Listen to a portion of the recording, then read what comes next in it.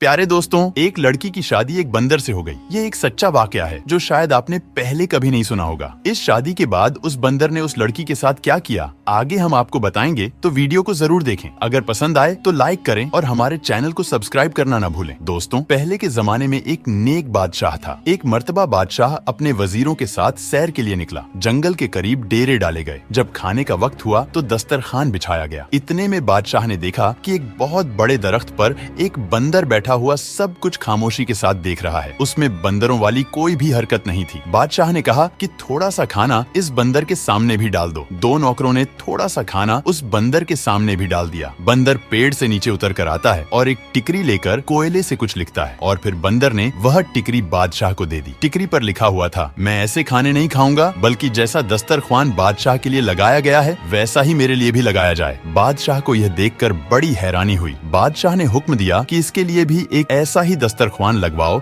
जैसा कि मेरे लिए लगाया गया है। इसके बाद बंदर दरख्त से नीचे उतर कर आया और खाना खाकर फिर से दरख्त के ऊपर चढ़ गया। अचानक आसमान पर काले रंग के बादल छा गए। नौकरों ने जल्दी जल्दी सारा सामान समेटा। बादशाह ने नौकरों से कहा, एक टाट का टुकड़ा बंदर के सामने रख दो, कहीं वह भीग न जाए। नौकरों ने टाट का टुकड़ा बंदर के पास लाकर रख दिया। बंदर ने फिर कुछ टिकरी पर लिखा और बादशाह को दे दिया। उस पर लिखा हुआ था, जैसा खेमा बादशाह के लिए लगाया गया है वैसा खेमा मेरे लिए भी लगाया जाए, तब मैं आऊंगा। बादशाह के कहने पर वैसा ही खेमा बंदर के लिए भी लगाया गया। इतने में बारिश शुरू हो गई। वह बंदर दरख्त से नीचे उतरकर अपने खेमे के अंदर चला गया। कुछ दिनों के बाद बादशाह जब वापस जाने लगा तो बादशाह ने नौकरों से कहा कि जाओ और बंदर से पूछ कर आओ कि क्या वह हमारे साथ जाने के लिए तैयार है। तो बंदर ने फिर टिकरी पर कुछ लिखा, जैसा हाथी बादशाह के लिए तैयार किया गया है वैसा ही हाथी मेरे लिए भी तैयार किया जाए, तब मैं जाऊंगा। बादशाह बंदर में दिलचस्पी लेने लगा और उसके लिए भी अपने जैसी सवारी तैयार करवाई। जब महल के पास पहुंचे तो बादशाह ने हुक्म दिया कि जो खेमे नौकरों के लिए हैं उनमें से एक खेमा बंदर को भी दे दिया जाए। लेकिन बंदर ने फिर से लिख कर दिया, जैसा महल बादशाह के लिए है वैसा महल मेरे लिए भी बनवाया जाए, फिर मैं वहाँ रहूंगा, वरना मैं वापस जंगल में चला जाऊंगा। बादशाह के पास एक और महल भी था जहाँ वह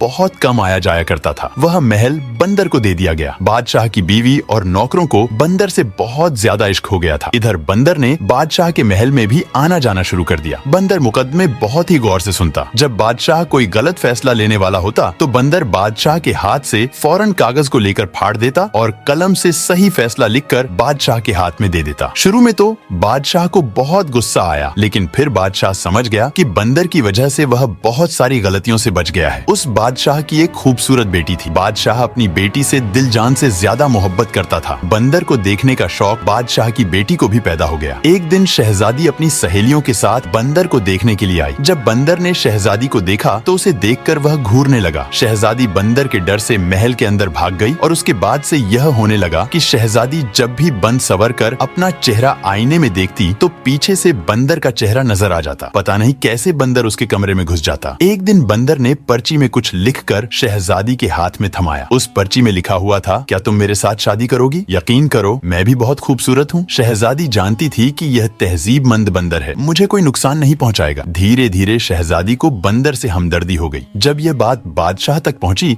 तो उसे यह बात अच्छी न लगी कि बंदर उसकी बेटी के कमरे में आता जाता है। बादशाह अगले दिन बंदर से मिलने के लिए उसके पास आया। बंदर महल में मौजूद था। बादशाह कहने लगा, देखो, मैं नहीं जानता कि तुम कौन हो। मैंने तुम्हारी हर बात मानी, तुम्हें अपनी बराबरी का दर्जा दिया। शायद दूसरा कोई तुम्हारे साथ ऐसा न करता, और अब तुमने मेरी बेटी को परेशान करना शुरू कर दिया है। यह बात मुझे जरा भी अच्छी नहीं लगी। इससे पहले कि मैं कुछ सख्त कदम उठाऊं, तुम बाहर आ जाओ। बंदर छट से महल से कागज और कलम लेकर आया और कुछ लिखकर बादशाह को दे दिया। उसमें लिखा हुआ था, मैं आपकी बेटी से शादी करना चाहता हूँ और मैं आपको यकीन दिलाता हूँ कि मैं आपकी बेटी को हमेशा खुश रखूंगा। बादशाह तो ये पढ़कर हक्का बक्का रह गया कि अपनी फूल जैसी शहजादी की शादी इस बंदर से, ये तो कभी भी नहीं हो सकता। बादशाह ने कहा, ऐसा तो मेरी जिंदगी में कभी हो ही नहीं सकता। बंदर ने लपक कर बादशाह की कमर से तलवार निकाली और दूसरे हाथ से लिखा, अगर ऐसा आपकी जिंदगी में नहीं हो सकता तो मरने के लिए तैयार हो जाइए। मैं आपको मारकर आपकी बेटी से शादी कर लूंगा। आप मेरे मोहसिन हैं, आपने मुझे इस महल में रखा, मेरे खाने पीने का इंतजाम किया। मैं आपको मारकर अपने हाथ आपके खून से रंगना नहीं चाहता।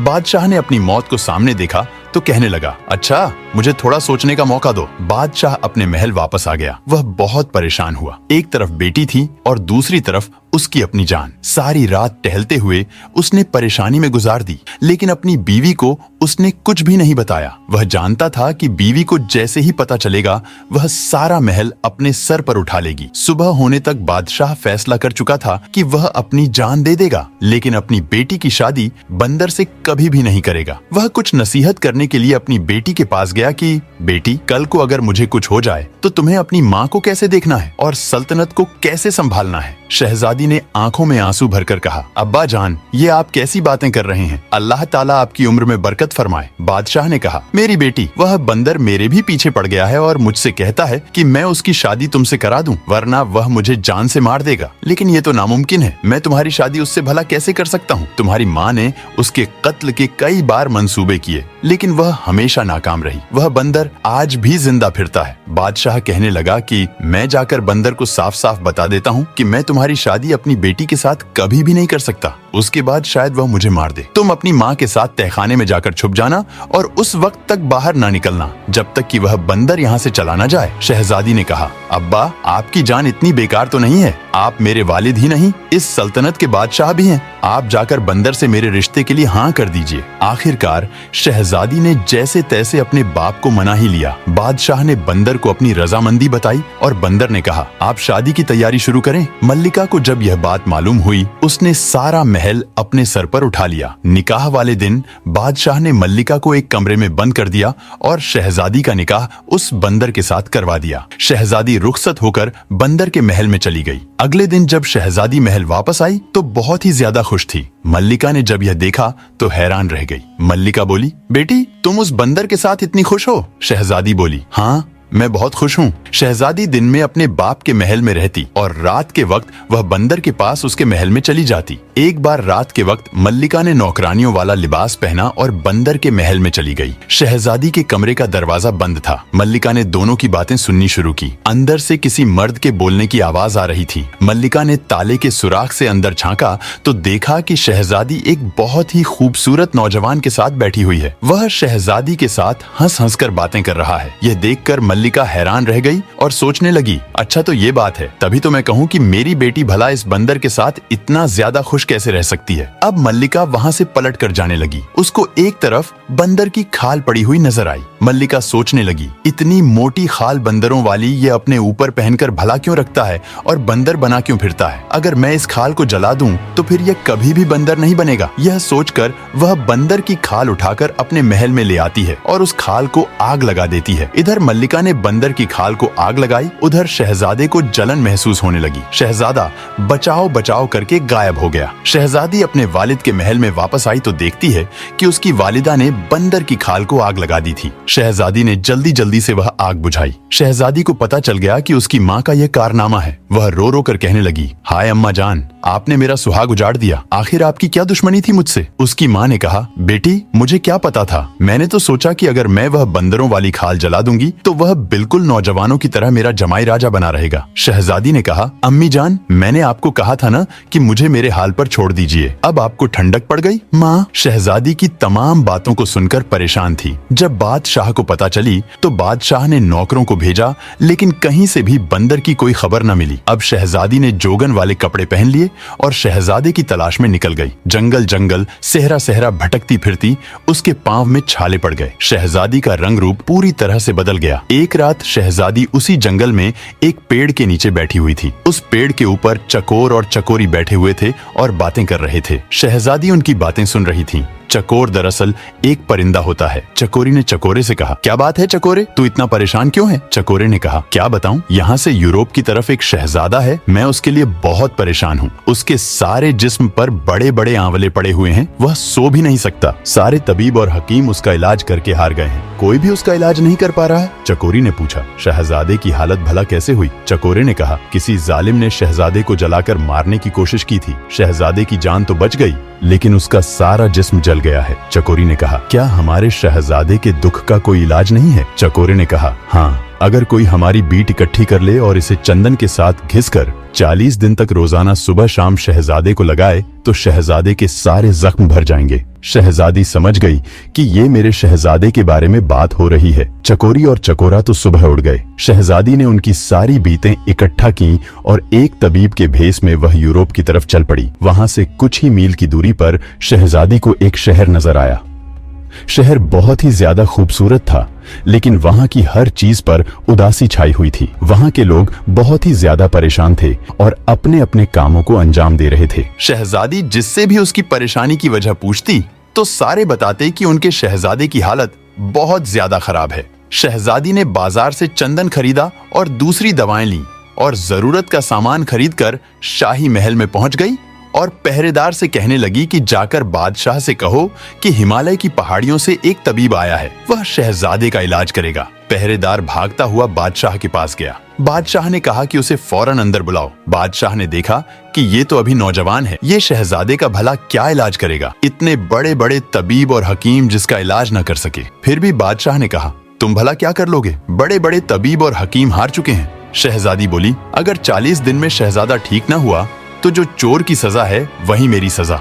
यह सुनकर बादशाह ने खुशी से हाँ कर दी और शहजादी ने कहा कि मुझे शहजादे के साथ वाला कमरा चाहिए ताकि मैं दिन रात शहजादे की देखभाल कर सकूं। बादशाह के हुक्म पर शहजादी को शहजादे के साथ वाला कमरा दे दिया गया। शहजादी ने इलाज शुरू कर दिया और महीने भर में ही शहजादा पूरी तरह से ठीक हो गया, लेकिन जख्म अभी थोड़े थोड़े कच्चे थे, जैसे ही चकोरी और चकोरा ने 40 दिन की बात की थी। इसी तरह शहजादी शहजादे की खिदमत करती रही और बादशाह ने उसे बहुत भारी इनाम देने की तैयारी कर रखी थी और शहजादा उस तबीब का दिल से शुक्रगुजार था। लेकिन हुआ यह कि 40वें दिन शहजादी ने शहजादे के जिस्म पर वो लेप किया और वहां से निकल गई और अपने महल की तरफ लौट आई। शहजादी ने वहां से आने से पहले शहजादे की अंगूठी जरूर उससे मांग ली थी और शहजादे की अंगूठी अपने साथ लेकर वह अपने वालिद के महल पर वापस आ गई। इधर शहजादे को यह मालूम नहीं था कि तबीब चला गया है। महल में शहजादे की सेहत याबी की तैयारी बहुत जोर शोर से हो रही थी, लेकिन तबीब का दूर दूर तक कोई भी अता पता न था। शहजादा बहुत परेशान था और बादशाह भी हैरान था कि कैसा तबीब था, वो कैसा हकीम था जो बगैर एक पैसे का तकाजा किए हुए खामोशी के साथ यहाँ से चला गया। शहजादा जब मुकम्मल तौर पर ठीक हो गया तो उसे अपनी नई नवेली दुल्हन की याद आई। एक दिन वह अपने वालिद से इजाजत लेकर शिकार के बहाने से निकला और सीधा अपने ससुराल चला गया। उसने शाही लिबास पहन रखा था, उसके साथ फौज का एक शाही दस्ता भी था। नौकरों ने उसे बड़े ही एहतराम के साथ महल में बैठाया और बादशाह को खबर दी। बादशाह बेटी के गम में वक्त से पहले ही बूढ़ा हो चुका था। शहजादे ने बड़े ही अदब से बादशाह को सलाम पेश किया। बादशाह ने कहा, बेटा तुम कौन हो, कहाँ से आए हो? शहजादे मालूम देते हो, लेकिन मैं तो तुम्हें नहीं जानता हूँ और मैंने तो इससे पहले तुम्हें कभी देखा भी नहीं है। शहजादे ने कहा, हे मेरे मोहसिन, आप भले ही मुझे नहीं जानते, लेकिन मैं आपको कभी भी नहीं भूल सकता हूँ। मैं तो आपको बहुत अच्छी तरह से जानता हूँ। दरअसल मैं वही बंदर हूँ जिसको आपने अपनी बराबरी का दर्जा दिया था, अपने महल में रखा, खिलाया पिलाया और अपनी बेटी के साथ मेरी शादी कर दी थी। बादशाह ने खुशी से और हैरत से पूछा, बेटा ये कैसे मुमकिन है? शहजादे ने कहा, आपको मैं अपनी कहानी बाद में बताऊंगा, पहले बताइए कि मेरी दुल्हन कहाँ है? बादशाह ने कहा, बेटा वह तुम्हारे जाने के बाद उसी महल में अकेले रहती है। शहजादा वहाँ खुशी से भागा, महल के अंदर गया। शहजादी गम की तस्वीर बनी बैठी थी, फूल सा चेहरा मुरझाया हुआ था। शहजादे को अपने सामने देखकर शहजादी को यकीन ही नहीं आया। शहजादे ने कहा, हाँ शहजादी, तुम्हारी मोहब्बत मुझे यहाँ खींच कर लाई है। तुम्हारी माँ ने तो मुझे मारने में कोई कसर न छोड़ी, मेरा सारा जिस्म जला डाला, वो कुछ नहीं ले गई सिवा